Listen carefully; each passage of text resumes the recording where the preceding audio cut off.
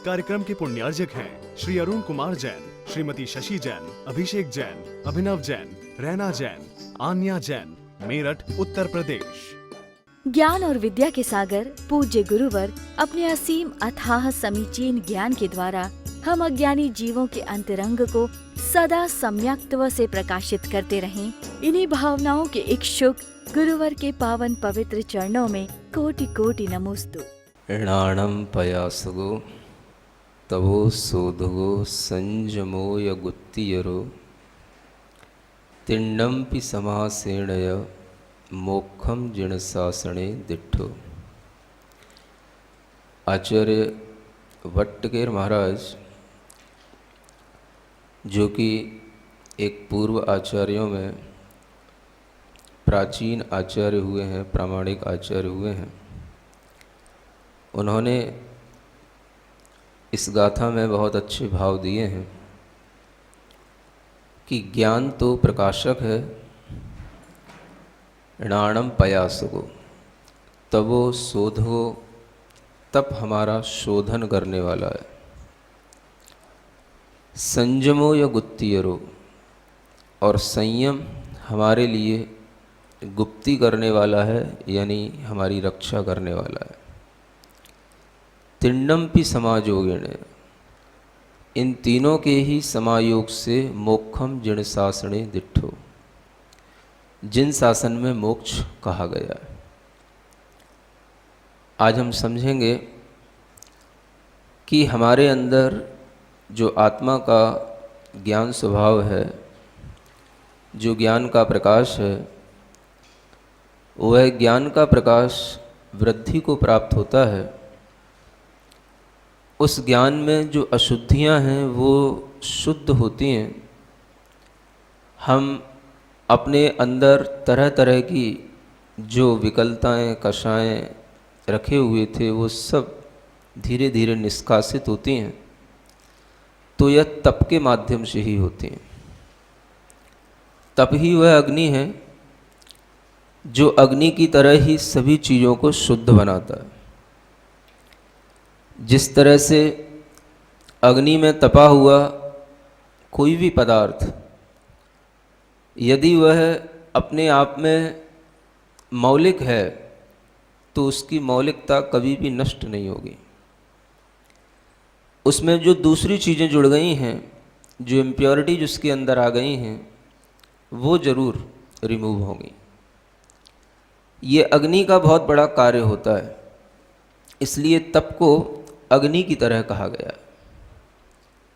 संसार में जब भी कोई चीज़ श्रेष्ठता को प्राप्त होती है तो वो तप के माध्यम से ही होती है। हर किसी को एक तपस्या करनी ही होती है, तभी वो अपने किसी भी लक्ष्य को प्राप्त कर पाता है। मानव जीवन भी एक तपस्या का जीवन है, और अगर हम देखें तो शुरू से ही हमें तपस्या करना सिखाया भी जाता है और हम तपस्या करते भी हैं। जब जन्म होता है तो माता पिता की तपस्या शुरू हो जाती है। जन्म से पहले भी माँ के द्वारा बहुत तपस्या की जाती है, तब एक पुत्र का जन्म होता है, एक संतान की उत्पत्ति होती है। उस माँ की तपस्या को यदि हम ध्यान में रखें तो हम समझ पाएंगे कि कितना कष्ट सहकर के भी माँ खुश रहती है और अपने संतान की उत्पत्ति के लिए लालायित रहती है, और वो हर तरह का तप करती है। अगर हम तप की गिनती देखें तो आत्म कल्याण के लिए तो तप की गिनतियाँ बहुत कम हैं। बाहरी तप 6 हैं, अंतरंग तप 6 हैं, टोटल 12 तप हैं, कुछ नहीं है ज़्यादा। आत्म कल्याण के लिए तो बहुत कम तपस्या है। किंतु यदि हम अपने संसार को चलाने के लिए देखें तो हम इससे कई गुना तप किया करते हैं। अगर हम इन 6 तपों को भी देखें तो एक माँ 6 तप करके ही आगे बढ़ती है, जो बाहरी तप कहलाते हैं। अनशन तप होता है, भोजन पानी का त्याग करना। जब वह अपने संतान की उत्पत्ति के लिए तैयार होती है तो किसी भी तरह के भोजन पानी पर कोई भी उसकी लालसा नहीं रह जाती। मिल जाता है तो ठीक, न मिल जाता है तो ठीक, उसके लिए ऐसा नहीं होता कि मुझे बहुत खाना है। जब वो किसी भी तरह से अपने बच्चे की, शिशु की रक्षा करना चाहती है तो वह, अगर डॉक्टर कहता है कि आपको अपनी डाइट पर ध्यान रखना है, तो वो भूख से भी कम खाना मंजूर कर लेती है। किस कारण से? पुत्र के मोह के कारण से। इसे ऊनोदर तप कहते हैं। डॉक्टर कहता है कि ज़्यादा रसीली चटपटी चीज़ें मत खाना, मिर्ची ज़्यादा मत खाना, कटुक चीज़ें ज़्यादा मत खाना, क्योंकि जो रस बनता है वो बच्चे के मुंह में भी पहुंचता है, उसको नुकसान पहुंचाएगा, तो वो रस परित्याग भी कर लेती है। डॉक्टर कहता है कि जो अपनी खाने पीने की चीज़ें हैं वो अपनी नियमित कर लो। मैं जो डाइट का आपको चार्ट बना के दे रहा हूँ, बस इसी के अकॉर्डिंग आप इसको फॉलो करना, इतना ही करना, वो उसका वृत्ति परिसंख्यान होता है। डॉक्टर कहता है कि आपको कहीं भी जाना नहीं है, अकेले घर में रहना है, ज़्यादा घूमना फिरना नहीं है, एक जगह बैठो, एक जगह आराम से रहो, बेड पे रहो, एक कमरे में रहो। ये उसका विविक्त शय्यासन तप होता है, जो उसको धीरे धीरे बच्चे की, शिशु की वृद्धि के साथ में एक भारीपन लगता है, शरीर में बहुत क्लेश होता है, लेकिन वो उसको सहन करती है। जब पुत्र की उत्पत्ति होती है तब भी उसको बहुत पीड़ा होती है, सब सहन करती है। ये उसका कायिक क्लेश तप होता है। करती है, वो भी तप करती है, और उसके बाद में जो संतान उत्पन्न होती है उसको भी तप करने में लगा देती है। धीरे धीरे जब संतान की वृद्धि होती है तो वह संतान भी पढ़ने के माध्यम से भी अपनी तपस्या करके ही आगे बढ़ पाती है। क्योंकि अगर हम देखें तो बालपने की तपस्या शिक्षा ग्रहण करना है। अगर आप शिक्षा ग्रहण कर पा रहे हैं तो समझो कि आप एक तपस्या कर रहे हैं, और उस तपस्या में सब तप घटित हो जाएंगे। आपको स्कूल जाते हुए भी, परीक्षा देते हुए भी, अपने विषय के प्रति ध्यान रखते हुए भी सब तरह की मेहनत करने को मिलती है, और ये 6 प्रकार से मेहनत करना आपको सिखाया जाता है। आप इसको करते हैं। जब आप अपने काम में लगे रहते हैं तो आप भूख प्यास की भी चिंता नहीं करते। भूखे भी कहीं निकल भी जाता है दिन तो कोई दिक्कत नहीं होती, क्योंकि आपका इंटरेस्ट कहीं दूसरी जगह लगा हुआ है। आप पढ़ रहे हैं, माँ जबरदस्ती आपको खिलाती है, बुलाती है, पिलाती है, तब जा करके आप थोड़ा सा खाते हैं। समझ आ रहा है? अनशन भी हो जाते हैं कई बार, ऊनोदर भी चलता रहता है, कोई रस की इच्छा नहीं होती, सिर्फ एक ही ध्यान रहता है कि मेरा परीक्षा का समय निकट आ गया है, मुझे पढ़ना है और मुझे बहुत अच्छे ढंग से पास होना है। ये आपके अंदर की एक तपस्या होती है, और यही तपस्या करके आप कुछ अच्छा बन पाते हैं। बिना तपस्या के तो कोई चीज बनती नहीं आगे। अगर आपने संयम ग्रहण किया है तो तप उसकी रक्षा करने के लिए होता है। तप आपके अंदर की योग्यता को और निखारता है, और तप के माध्यम से आपकी स्ट्रेंथ बढ़ती है। जब भी कभी आप किसी भी चीज को तपाएंगे तो तपाने से वो चीज जल भी सकती है, और तपाने से वो चीज बहुत पक्के, बहुत अच्छी भी बन सकती है। दोनों ही बातें हैं। आप अगर किसी भी चीज को तपा रहे हैं, चाहे दाल बना रहे हैं, चाहे खिचड़ी बना रहे हैं, या कोई भी चीज, दूध को भी तपा रहे हैं, तो आपको देखना होगा ये तप के दोनों काम हो सकते हैं।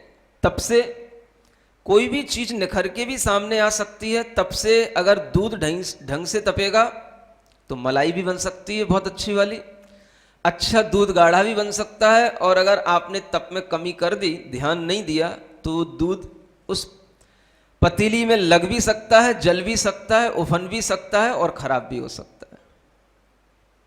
होता है सब कि नहीं?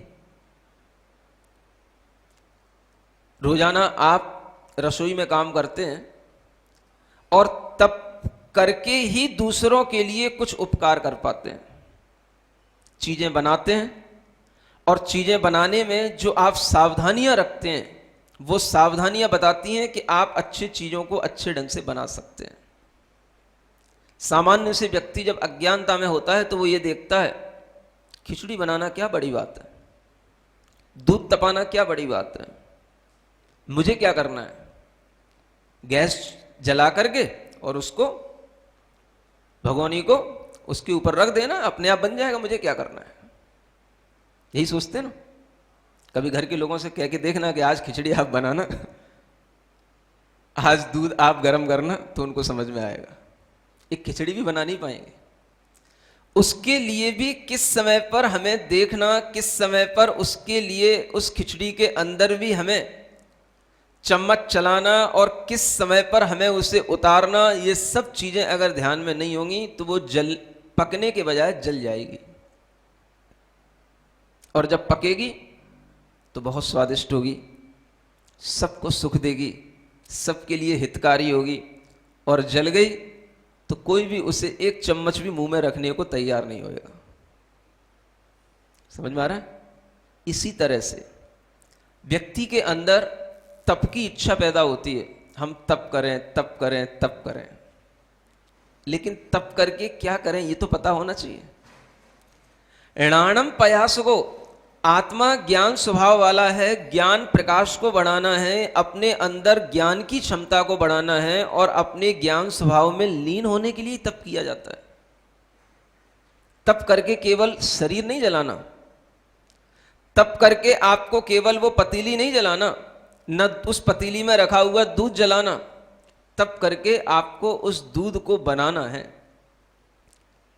दाल है तो उस, चावल है तो उस खिचड़ी को खिचड़ी के रूप में उसको ढालना है।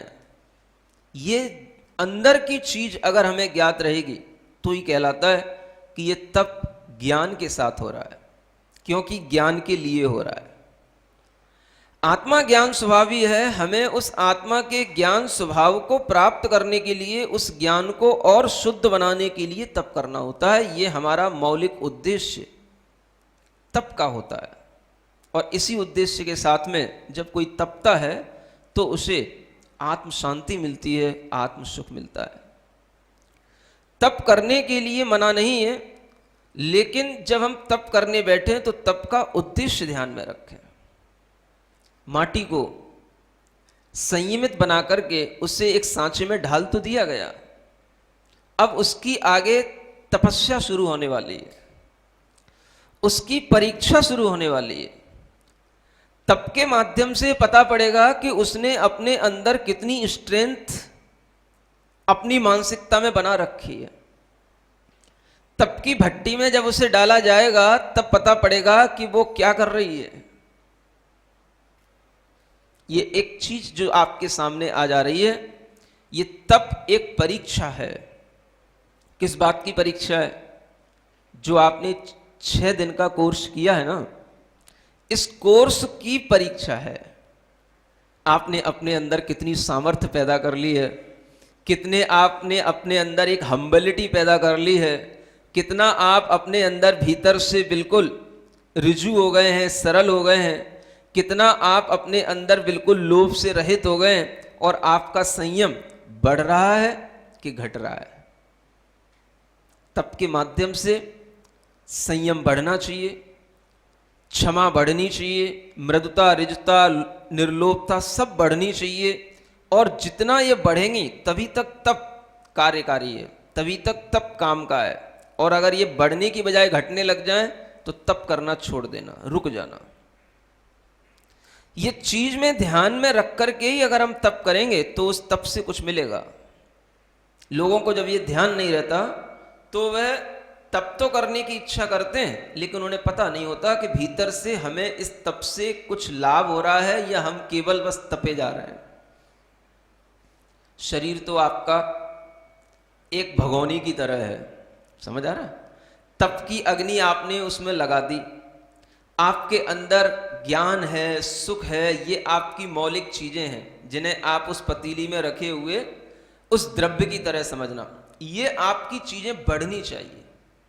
श्रद्धा है, ज्ञान है, नम्रता है, सुख है, ये सब चीजें बढ़नी चाहिए। तप करने का मतलब ही है कि आपकी परीक्षा की जा रही है, आपके अंदर एक जबरदस्ती कोई चीज डाली जा रही है आपकी परीक्षा के लिए कि आप कितना सहन कर सकते हो। ये तप अपनी खुशी से किया जाता है। अपनी शक्ति का परीक्षण करने के लिए किया जाता है। तप कई बार हम दूसरों के द्वारा भी ग्रहण करके कर सकते हैं, लेकिन किसी भी तरह की परिस्थिति, चाहे वो दूसरों के द्वारा निर्मित हो, चाहे मैंने उसे खुद निर्मित की हो, हमें उसमें उत्तीर्ण होना है, इसी का नाम तप है। ये ध्यान में अगर रहेगा तो व्यक्ति तप करके कुछ प्राप्त कर पाएगा। आप देखें, जब भी आप थोड़ा सा भी तप करेंगे, अब उस तप को करने के बाद में आप ये देखो कि आपकी अपेक्षाएं दूसरों से ज्यादा बढ़ गई हैं, आपके अंदर किसी चीज के प्रति लाइक्स डिसलाइक्स और ज्यादा बढ़ रही हैं, या आप अपने आप में संतुष्ट हैं। उस दिन यदि कोई हमारी फिक्र नहीं कर रहा है, कोई हमें अनुकूलता के वातावरण नहीं दिख रहे हैं, कोई हमारे लिए अच्छी चीजें नहीं दे रहा है, हमें जिन चीजों की जरूरत है वो हमें नहीं भी मिल रही हैं, तो हमारी मानसिकता इतनी दृढ़, इतनी अच्छी होनी चाहिए कि हम तब भी खुश रहें, तब भी हम अपने समता और शांति के भाव में रहें। तप करने का मतलब लोग सिर्फ इतना ही समझते हैं, हमने उपवास कर लिया तप हो गया। मैं कहता हूं कुछ नहीं हुआ। तप के बाद जो होगा वो सब कुछ होगा। आपको दूसरे की कितनी अपेक्षाएं, आपको किन किन चीजों की अपेक्षाएं, समझ आ रहा है? और जब इस तरह का कोई तप होता है तो क्लेश होना स्वाभाविक होता है। बड़े बड़े साधक भी क्लेश करते हैं, बड़े बड़े साधक। आप एक तरफ बहुत अच्छा तप कर रहे हैं और एक तरफ आपका अपने घर के लोगों से जैसा आपके पहले बिल्ली बंधी थी वैसी बंधी है आपकी। बिल्ली समझने लगे ना आप लोग? जो लोग अच्छे ढंग से टास्क कर रहे होंगे, अच्छे ढंग से शिविर कर रहे होंगे, उनको समझ में आएगा बिल्ली क्या है। हमें तप करते हुए शोधन करना है, अपनी गांठें खोलना है। तप करते हुए हमें अपने दोषों का निष्कासन करना है। तप करते हुए हमें जिनके प्रति हमने अपनी धारणाएं बना रखी उन्हें हटाना है, छोड़ना है, अपने आप को बिल्कुल हल्का बनाना है। तप करने का मतलब यह है कि मिट्टी के अंदर जितनी इम्प्योरिटी है अभी भी, सांचे में ढलने के बाद भी, वो सब जल जल करके उससे निकलेगी और बाकी की जो चीज बचेगी वो उसकी अपनी अस्तित्व की चीज होगी, वो उसकी अपनी मौलिक विशेषता होगी जिसे कोई भी अग्नि जला नहीं सकती। तो तप के माध्यम से शोधन होता है, शुद्धि होती है, प्योरिटी आती है, हमारी बॉडी में भी आती है, हमारे थॉट्स में भी आती है। तप हमेशा पवित्रता को बढ़ाता है, प्योरिटी को बढ़ाने का काम करता है। बॉडी के अंदर भी इतनी प्योरिटी आती है कि आज भी इस बात की सिद्धि हो चुकी है कि जिनके अंदर बड़ी बड़ी बीमारियां होती हैं वो लोग अगर अनशन करें तो उन बड़ी बड़ी बीमारियों से अपने आप को बहुत काफी हद तक बचा सकते हैं। ये उपवास की क्षमता है। ये डॉक्टर भी कहते हैं कि जिनको कैंसर होता है, ट्यूमर होता है, वो उपवास करें। पथरी होती है, केवल जल उपवास करें। आपके लिए अगर मान लो भूख सहन नहीं होती है, आप जल उपवास भी करेंगे, उससे भी बहुत कुछ इंप्योरिटीज दूर होती हैं। आप अपनी बॉडी के अंदर की स्ट्रेंथ बढ़ाएं। किससे बढ़ाएं? इन तपों के माध्यम से। जो बाहरी तप हैं ये हमारी बॉडी की स्ट्रेंथ बढ़ाने वाले हैं, और हमारे बॉडी के अंदर स्ट्रेंथ बढ़ रही है तो हमारे अंदर जो अंतरंग तप हैं वो हमारी मानसिक मेंटल स्ट्रेंथ को बढ़ाने वाले होंगे। तप करने के बाद भी आपके अंदर प्रायश्चित्त का भाव रहना चाहिए। प्रायश्चित्त माने हमने अगर कोई गलत कार्य कर लिया है तो हम उस कार्य का अपने अंदर से पश्चाताप करते हैं। इधर हम तप भी कर रहे हैं, इधर हम पश्चाताप भी कर रहे हैं। अब ये डबल तप हो गया। ये जो तप है ये सबसे ज्यादा आत्मा के लिए हितकारी है। बाह्य तप का आत्मा से इनडायरेक्ट संबंध है और अंतरंग तप का आत्मा से डायरेक्ट संबंध है। समझ में आ रहा? एक डायरेक्ट अप्रोच होती है, एक इनडायरेक्ट अप्रोच होती है। तो अपने कर्मों की निर्जरा करने के लिए, अपनी आत्मा तक कोई भी चीज को पहुंचाने के लिए अंतरंग तप की डायरेक्ट अप्रोच होती है। प्रायश्चित के भाव में आओ, क्षमा करो सबसे। उपवास का दिन है तो किसी के प्रति क्लेश भाव नहीं, क्रोध का भाव नहीं, जिनसे हमारे अंदर कभी दुर्भाव भी पैदा हुआ उनसे हृदय से क्षमा करो। अरे हम जब इतना तप रहे हैं, अपने शरीर को इतना तपा रहे हैं, हमें आभास हो रहा है कि ये शरीर तो क्षणिक है, हमारी आत्मा ही शाश्वत है, तो हम यहाँ पर किसी से बैर बांधने के लिए अगर तैयार होंगे तो इस बैर को बांध करके हम कहाँ जाएंगे, क्या लेकर के जाएंगे? हमें तो इस तप के माध्यम से अपने अंदर सबके प्रति क्षमा का भाव, दया का भाव, अगर हमसे कोई गलती हो गई तो उसके लिए प्रायश्चित्त का भाव, ऐसे अपने परिणामों को बिल्कुल सॉफ्ट बनाना, विनय के भाव बढ़ाना। तप करने के बाद में भीतर से और ज्यादा समर्पण बढ़ता है। जो समर्पण से यात्रा शुरू हुई थी वो तप करने में तब दिखाई देती है जब किसी भी तरह का तप किया जा रहा है, फिर भी उसके प्रति या जिसने हमें तप करने के लिए प्रेरित किया है उसके प्रति कभी भी हमारे मन के अंदर कोई मिलानता ना आए कि आपने हमें क्या करवा दिया। जो जिनके लिए हम तप कर रहे हैं उन आत्मिक गुणों के प्रति विनय भाव लाना। तप करने से मेरे अंदर की श्रद्धा, मेरा ज्ञान, मेरा चरित्र कितना बढ़ता है। अपने उन ज्ञान, दर्शन, चरित्र के प्रति विनय का भाव लाना, उन गुरुओं के प्रति विनय का भाव लाना जिन्होंने इस तरह की हमें प्रेरणा दी। ये विनय का भाव बढ़ना चाहिए। अंतरंग तप है, इससे बहुत कर्म की निर्जरा होती है, आत्मा की शुद्धि होती है। प्रायश्चित हुआ, विनय हुआ। तीसरा अंतरंग तप है वैयावृत्य। आप अपने मन में दूसरों के प्रति हित करने का भाव रखो, दूसरों की सेवा करने का भाव रखो। अगर आप दूसरों की सेवा कर रहे हैं तो भी समझें कि आप तप कर रहे हैं।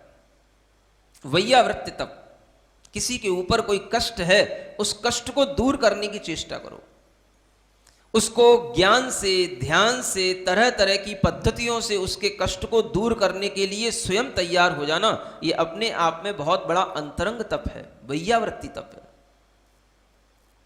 ये तप करके आप डायरेक्ट कर्मों की निर्जरा कर सकते हैं।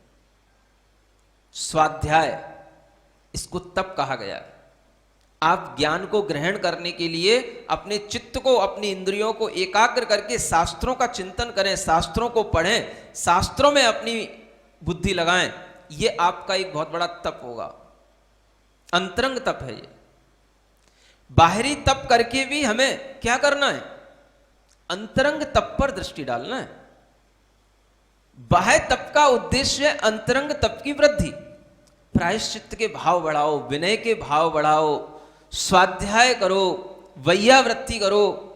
समझ आ रहा है? ये चीजें जब बढ़ेंगी, प्रायश्चित, विनय, वैयावृत्ति, स्वाध्याय, व्युत्सर्ग एक तप कहा गया, यानी अपने अंदर बाहरी चीजों से अपना ममत्व परिणाम छोड़ दो कि ये मेरा है। अब क्या मेरा है? जब हम शरीर को ही तपा रहे हैं, इतना कष्ट हम अपने लिए सहन कर रहे हैं, तो हमें ये तो महसूस हो ही रहा है कि कोई भी चीज दुनिया में हमारी नहीं है। समझ में आ रहा है? अंतरंग में राग द्वेष हैं, उनको भी निष्कासित करो। बहिरंग में जो हमारा परिग्रह है उसके प्रति भी ममत्व भाव छोड़ो। ये व्युत्सर्ग तप है। और फिर किस में लीन हो जाओ? अंत में अगर आप ध्यान में लीन हो गए तो समझो आपका तप परिपूर्ण हो गया। समझ आ रहा है? ध्यान में लीन हो जाओ, आत्म ध्यान में, अरहम ध्यान में लीन हो जाओ। बस ध्यान की लीनता तप की परिपूर्णता है। इस तरह से जब हम अपना प्रयोजन साधने के लिए तप करते हैं तो ये तप हमारी आत्मोन्नति में कारण होते हैं। अन्यथा केवल कष्ट सहन करने की आदत तो हम देखते हैं दुनिया में सबके पास है। हर बच्चा कष्ट सह रहा है, हर माँ संतान को उत्पन्न करने में कष्ट सह रही है। तप तो सबको ही कर रहा है, लेकिन उस तप का उद्देश्य क्या है? मां की उस तपस्या का उद्देश्य केवल अपने सुख की पूर्ति मोह के माध्यम से करना या अपने मोह को बढ़ाना है। उससे आत्मा का कोई कल्याण नहीं हो रहा है। बच्चा अगर तप कर रहा है, सब तरीके की भूख प्यास सहन कर रहा है सिर्फ इसलिए कि मुझे अच्छी जॉब करना है, तप तो कर रहा है, लेकिन उद्देश्य क्या मिल रहा है? अच्छी मेरिट लिस्ट में नाम आना चाहिए, उसके बाद में फिर हमारे लिए अच्छी रैंक बनेगी, हमारे लिए अच्छे जगह पर एडमिशन होगा, अच्छी जॉब मिलेगी। ये सब हमारे उद्देश्यों में है। तो उद्देश्य में हमारा संसार है। और एक तरफ उद्देश्य में क्या है? हमें अपनी आत्मा में लगे हुए दोषों की शुद्धि करना, हमें अपने अंतरंग की प्रसन्नता को, शांति को महसूस करना, हमें अपने राग द्वेष को जलाने के लिए तप करना, हमें अपने कर्मों की निर्जरा करने के लिए तप करना, हमें अपने पापों का संवर करने के लिए, विशुद्धि बढ़ाने के लिए तप करना। इस तरह के उद्देश्यों से जब तप होगा तो वो अपनी आत्मा के लिए होगा, अपनी आत्मा की उन्नति के लिए होगा। दोनों ऑप्शन आपके पास हैं। क्या करते आए हैं आप, ये भी आप खुद महसूस करें। क्या नहीं किया है वो भी महसूस करें। क्या हम कर चुके हैं वो भी महसूस करें। क्या हम कर सकते हैं, आगे हमें अपनी टेंडेंसी कैसी बनानी है वो भी महसूस करें। अगर आप इन सब चीज़ों को समझ पाएंगे तो आप तप को समझ पाएंगे और तप के महत्व को समझ पाएंगे। तप अपने आप में बहुत बड़ी चीज है और यहां पर आने के बाद में भी वही गलती होती है जो गलती हम पहले करते हुए या उस गलती को दबाते हुए आ रहे हैं। वो सब गलती हमें यहां पर आकर के दिखाई देने लग जाएगी जो हम गलतियां दबाते हुए आ रहे हैं। मान लो आप क्रोध को दबाते हुए आ रहे हैं, जब आप तप करोगे ना तो आपके अंदर बॉडी में तो सामर्थ्य रही नहीं, तो अब आपका मन में जितना भी ज्यादा चिड़चिड़ापन होगा, इरिटेशन होगी, जितना भी आपके मन में किसी के प्रति द्वेष होगा, क्रोध होगा, वो छोटी सी बात पे भड़कने को बिल्कुल तैयार होगा वो। इसका मतलब क्या हुआ कि आपने अपने शरीर को तो तपाया लेकिन आपने अपने मन को नहीं तपाया। मन में सामर्थ्य नहीं पैदा किया आपने। आप में इतनी सामर्थ्य तो है कि आप 10 दिन का, 1 महीने का उपवास कर सकते हैं, लेकिन आप में इतनी सामर्थ्य नहीं है कि आप छोटी सी बात अपने अपमान की सह सकें। जब भी आप कोई अच्छा काम करेंगे, बड़ा काम करेंगे, किसी भी तरह का कोई भी अपनी क्षमताओं को परखने का काम करेंगे, आपको उसमें सफलता मिल भी सकती है, नहीं भी मिल सकती है। अगर मिल गई तब तो वो मरहम नमे हो ही रहा है, और नहीं भी मिली, कोई दूसरा गलत कमेंट्स पास कर रहा है तो भी क्या करना, ओ मरहम नमे, खुश रहना है अपने में। ये उद्देश्य जब हम बना लेंगे, हमारी शांति हमारे पास है, हमारी शक्ति हमारे पास है। ओम में शक्ति है, अरहम में प्योरिटी है। उस प्योरिटी दोनों और उस शक्ति, उन दोनों को मिलाकर के अपने अंदर शांति को महसूस करना, ये तप का उद्देश्य बनेगा। तो फिर आपके लिए कभी भी तप से खेद खिन्नता नहीं आएगी। शरीर का दुख ठीक है, सहन कर लेंगे हम, लेकिन उससे हमारे मन की शांति, मन का सुख तो नहीं बिगड़ रहा है ना। तो आचार्य कहते हैं हमेशा बाह्य तप से अंतरंग तप को बढ़ाओ। अपने अंदर ज्ञान ध्यान की क्षमता भी बढ़नी चाहिए, स्वाध्याय की रुचि पैदा होनी चाहिए, ध्यान करने में टाइम ज्यादा इन्वेस्ट होना चाहिए। ऐसा नहीं कि हम जैसे तैसे करके घूम फिर करके दिन निकाल रहे हैं। अनशन का मतलब है असन नहीं करना, और उपवास का मतलब है अपने निकट आना। उप माने निकट, वास माने रहना, अपनी आत्मा में रहना, अपने निकट रहना। तो ये तो साधन है अपनी आत्मा के पास आने के, परमात्मा के पास आने के, और अपनी आत्मा में छुपे परमात्मा को महसूस करने के। तपस्या एक एक्स्ट्रा चीज है। पहले हमें जो संयम का कोर्स दिया है वो हम संयम का कोर्स पूरा करें। जब आप संयम करते करते अपने मन को आगे बढ़ाएंगे, देखो महाराज के कहने से हमने 10 दिन का संयम तो पालन किया, हमने चाय नहीं पी, तंबाकू नहीं खाई, रात्रि में भोजन नहीं किया, ठीक है ना। अब 10 दिन होने के बाद में या 10 दिन के बीच में फिर भी इच्छा तो हो रही है कभी ना कभी, तो आप उसको गलत ना समझें। इच्छा हो गई, अब हम ये देखें कि हमने उस इच्छा को नियंत्रण कर लिया कि नहीं कर लिया। कोई भी चीज जो हम खाते आए, पीते आए, किसी टाइम पर भी लेते आए, अगर हमारी उसके अंदर इच्छा भी हो गई तो हम सोचें नहीं, इस इच्छा को हमें नियंत्रित रखना है, इस इच्छा को हमें डाइवर्ट करना है, इच्छा दबाना अलग चीज है और इच्छा को एकदम से डाइवर्ट कर देना वो क्या हो जाता है, आप अपने एकदम से माइंड को स्वाध्याय में लगा दें, ओम अरहम नमः, ओम अरहम नमः में लगा दें, अपने आप आपकी इच्छा एकदम से डाइवर्ट हो जाएगी। आप थोड़ी देर बाद भूल जाएंगे कि देखो मुझे उस समय पर कैसा भाव हो रहा था कि मानो मैं इसके बिना रह ही नहीं सकता या मुझे इसकी याद आ रही थी। आपने थोड़ा सा अपना एटीट्यूड चेंज किया, एकदम से आपके अंदर चेंज के कारण से जो पॉजिटिव फीलिंग्स आने लगी, बस यही समझो कि आपने ये अच्छा काम किया। यही तप हो गया आपका। तप का मतलब क्या हो गया, इच्छाओं को नियंत्रित कर लेना। तप करने वालों का जो अभ्यास हो जाता है तो कभी कभी तो पता ही नहीं पड़ता कि आज मेरा उपवास था। समझ आ रहा, कभी कभी ऐसी भी फीलिंग आती है।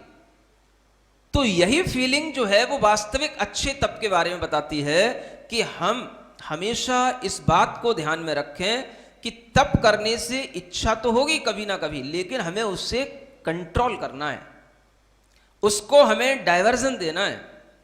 किसके थ्रू, अपने स्वाध्याय के माध्यम से, अपने ध्यान के माध्यम से, अपने चिंतन के माध्यम से। अरे मन बार बार क्या उसी चीज के बारे में सोचता है, जिंदगी से तो खाता पीता आया, एक दिन नहीं खाएगा तो मर जाएगा। चल चुप बैठ, आज तेरे को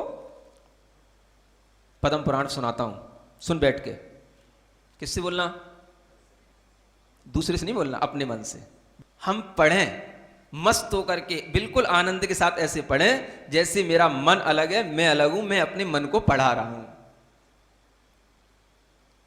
समझ में आ रहा है? प्रैक्टिस करके देखो, अच्छा टास्क दे रहा हूं आपको। क्या करना है आपको, अपने मन को सुनाना है कोई भी स्वाध्याय के। आज अपने मन से कहो मैं आज इस ग्रंथ के 2 पन्ने तुम्हें सुनाऊंगा। किससे, अपने मन से। तुझे सुनना है बिल्कुल सावधानी के साथ में, 2 पन्ने तुझे इस ग्रंथ के सुनाऊंगा। आचार्यों ने कहा है, चित्रम जैनी तपस्या ही स्वैराचार निरोधिनी। क्या कहा, जैनी तपस्या माने जिनेंद्र भगवान के द्वारा बताई गई जो तपस्या है वो बड़ी विचित्र है। क्यों विचित्र है, इसमें स्वैराचार नहीं होता। स्वैराचार माने मन माफिक चीजें नहीं होती, जैसा कहा गया है वैसा करो। अब आपने समर्पित कर दिया है कुंभकार को, तो अब आपके मन की नहीं चलेगी। सांचे में ढल गए हो तो अब इधर उधर जाने की कोशिश मत करो। अब आपकी अंतिम अगली जो स्टेप है वो आपको अग्नि में प्रवेश करना ही है। समझ आ रहा, नहीं तो कच्ची मिट्टी अगर वो घड़ा बन भी गई है तो कितनी देर तक बनी रहेगी, थोड़ी सी बरसात होगी सब छेद छेद हो जाएंगे, सब मेहनत बेकार चली जाएगी। अगर वो एक बार चली गई अग्नि के संपर्क में तो फिर उस घड़े के ऊपर पानी हो, घड़े के भीतर पानी हो, घड़े में पानी हो, कोई फर्क नहीं पड़ता।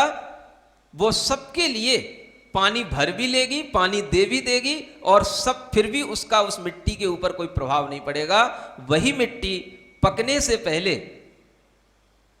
क्या करती है, पानी में मिलकर के पानी पानी हो जाती है, कीचड़ कर देगी, अपना अस्तित्व खो देगी। और वही मिट्टी एक बार जब तप जाएगी तो फिर उसमें पानी धारण करने की इतनी क्षमता आ जाएगी कि सब उसको अपने सिर के ऊपर रख करके ले जाएंगे।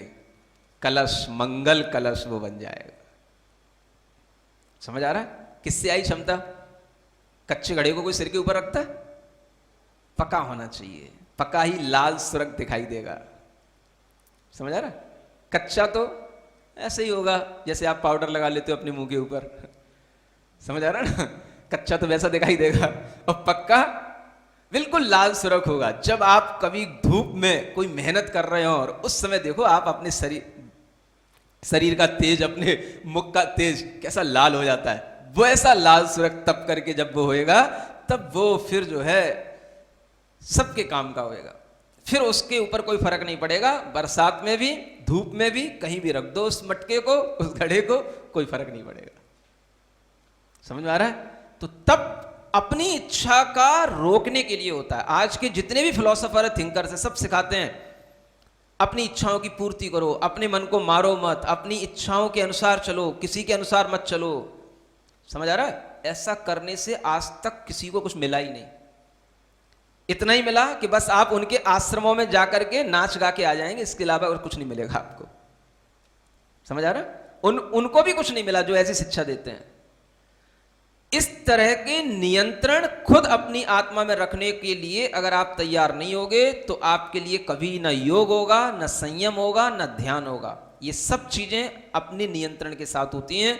अपनी डिजायर्स को फुल्ली कंट्रोल करके जो व्यक्ति आगे बढ़ता है वही व्यक्ति तप कर रहा है और उसी के लिए तप शोभा देता है। ज्ञान और विद्या के सागर पूज्य गुरुवर अपने असीम अथाह समीचीन ज्ञान के द्वारा हम अज्ञानी जीवों के अंतरंग को सदा सम्यक्त्व से प्रकाशित करते रहें।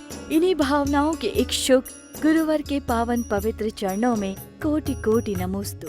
इस कार्यक्रम के पुण्यार्जक हैं श्री अरुण कुमार जैन, श्रीमती शशि जैन, अभिषेक जैन, अभिनव जैन, रैना जैन, आन्या जैन, मेरठ, उत्तर प्रदेश।